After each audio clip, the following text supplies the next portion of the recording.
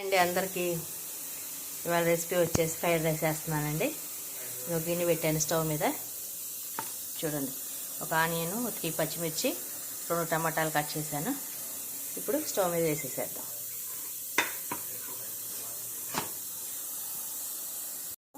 మొత్తం అన్ని మసాలా అండి.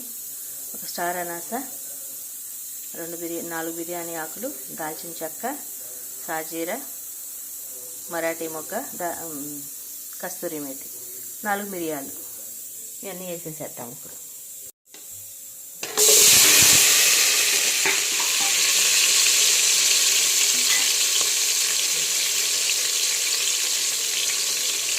బిర్యానీ ఆకులు,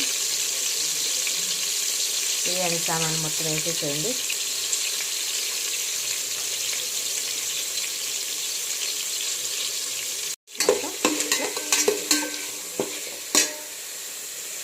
ఇందులో కొంచెం పుదీనా, కొత్తిమీర కూడా వేసుకోవాలండి. ఇందులో పుదీనా, కొత్తిమీర కూడా వేసేసేయండి. చాలా సింపుల్గా చేసేసుకోవచ్చండి.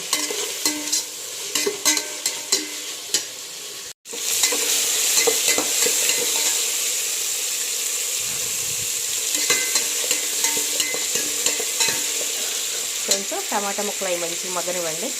ఇందులో లవంగ ముక్కలు కూడా వేసేయండి. ఇందులో లవంగ ముక్కలు కూడా వేసేయండి. కాస్త ఘాటు కావాలనుకున్న వాళ్ళకి 5-6 లవంగ ముక్కలు ఎగస్ట్రా వేసుకోండి. 4 మిరియాలు కూడా ఎగస్ట్రా వేసుకోండి. అల్లం వెల్లుల్లి పేస్ట్ కూడా వేసేసుకోండి.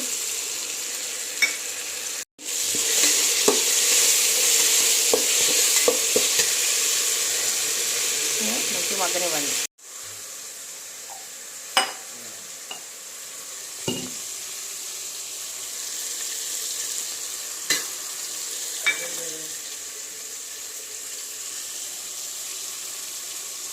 ఇప్పుడు ఏ గ్లాస్తో అయితే బియ్యం తీసుకుంటారో ఆ గ్లాస్తో వాటర్ పోసుకోండి.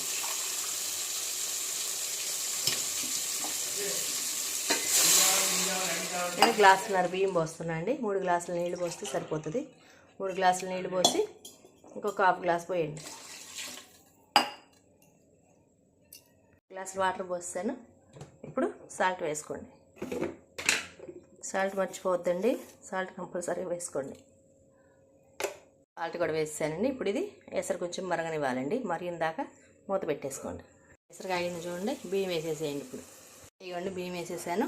ఇప్పుడు ఇది రైస్ కుక్కర్లో పెట్టేసుకుందాం.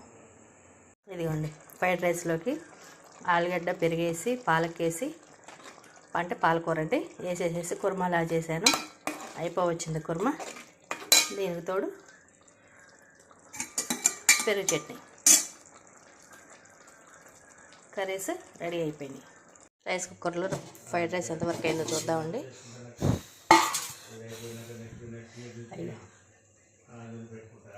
అవుతుందండి, అయిపోయింది.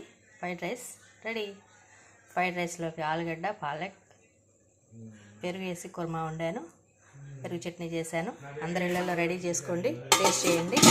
చాలా సింపుల్గా అయిపోతుందండి. నా ఛానల్ సబ్స్క్రైబ్ చేయండి. బాయ్.